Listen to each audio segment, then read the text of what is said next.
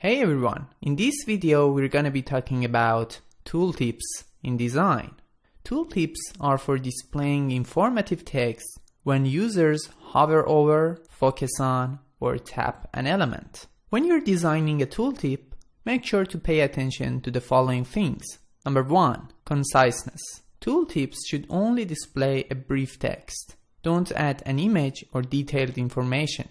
Number 2. Pairing. Tooltips are always paired nearby the element with which they are associated.